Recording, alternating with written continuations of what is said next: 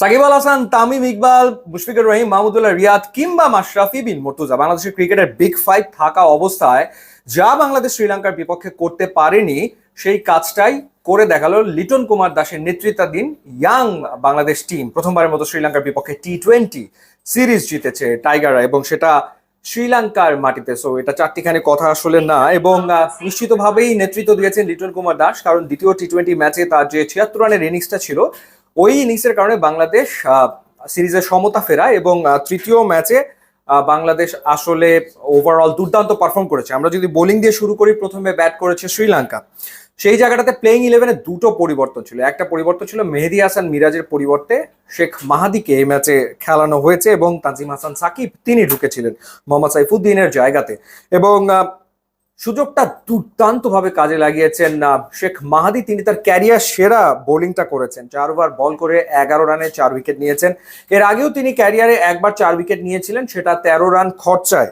এবং যে উইকেটগুলো তিনি আসলে নিয়েছেন, প্রথম নিসাঙ্কাকে আউট করেছেন, দুই বাহাতি ব্যাটারকে যে ডেলিভারিতে আউট করেছেন দেখার মতো ছিল। কুশল পেরেরা স্লিপে ক্যাচ দিয়েছেন তানজিদ হাসান তামিমকে, এবং চারিত আসালাঙ্কাকে যেভাবে করে তিনি বোল্ড করেছেন সেটা একটা ফ্যান্টাস্টিক ডেলিভারি ছিল।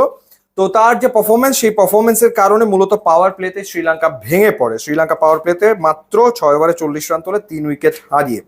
যদিও প্রথম ওভারে শরীফ কিন্তু এক্সপেন্সিভ ছিলেন, 14 রান দিয়েছেন প্রথম ওভারে শরীফ, এবং শেষ ওভারেও শরীফ 22 রান দিয়েছেন।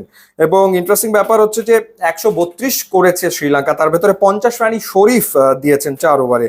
তার ইকোনমির 12.50, যেখানে অন্যরা কিন্তু ভালো বল করেছেন। মুস্তাফিজের কথা আলাদা করে একটু না বললেই নয়, 4 ওভারে 17 রান খরচায় একটা উইকেট তিনি নিয়েছেন। এবং শামীম হোসেন পাটোয়ারি টুকটাক কিন্তু বোলিংয়ে তিনি অবদান রাখছেন, এই দিনও তিনি একটা উইকেট নিয়েছেন 2 ওভার বল করে 10 রান খরচায়।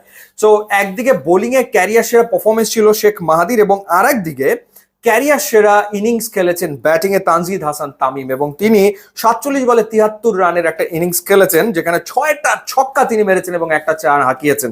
সবচেয়ে ইন্টারেস্টিং ব্যাপার হচ্ছে যেভাবে তিনি পাওয়ার হিট করেন, এত ফ্ললেস খেলেন, মনে হয় যে খুব একটা জোর লাগে না। মানে দুই ওপেনার আমাদের পারভেজ হোসেন ইমন একটা ছক্কা মারলে মনে হয় যে তাকে অনেক শক্তি প্রয়োগ করে ছক্কাটা মারতে হয়েছে, এমন ভাবে তিনি খেলেন। কিন্তু তানজিদ হাসান তামিম এক্সিলেন্ট টাইমিং করতে থাকেন, এবং শ্রীলঙ্কান স্পিনারদের এগেনস্টে যেভাবে তিনি এই 6 মেরেছেন সেটা দেখার মতো ছিল। তার প্রিভিয়াস ক্যারিয়ার বেস ছিল 67 রান, এবং সেটাকে তিনি টপকে গেছেন। 73 রান তিনি এই ম্যাচে করেছেন। লিটন কুমার দাসের ব্যাট থেকে 32 রান এসেছে, খুবই গুরুত্বপূর্ণ ছিল। এবং লিটন এবং তানজিদ তামিম মিলে 74 রানের তারা একটা জুটি গড়েছেন, সেখানে বাংলাদেশ আসলে ম্যাচ জিতে যায়। অথচ শুরুতে কিন্তু পারভেজ হোসেন ইমন আউট হয়ে গিয়েছিল। বাকি কাজটা করেছেন তাওহিদ হৃদয়, 25 বলে 27 রান তিনি করেছেন, যার কারণে বাংলাদেশ এই ম্যাচটা জিতেছে এবং একই সাথে সিরিজটা জিতেছে। সাকিব আল হাসান প্রথম আলোকে দেয়া সাক্ষাৎকারে একটা কথা বলেছেন, কথাটা হচ্ছে যে 1 বছরের ভেতরে বাংলাদেশ কিন্তু খুব ভালো দল হয়ে উঠবে, সময় দিতে হবে। এবং সেটারই কি আভাস আসলে আমরা পেলাম না এই শ্রীলঙ্কার বিপক্ষে টি-20 সিরিজে। এবং এটা লিটনের জন্য একটা ব্রিদিং স্পেস তৈরি করেছে, কারণ ব্যাক টু ব্যাক দুটো টি-20 সিরিজ বাংলাদেশ হেরেছিল, একটা সংযুক্ত আরব আমিরাতের বিপক্ষে।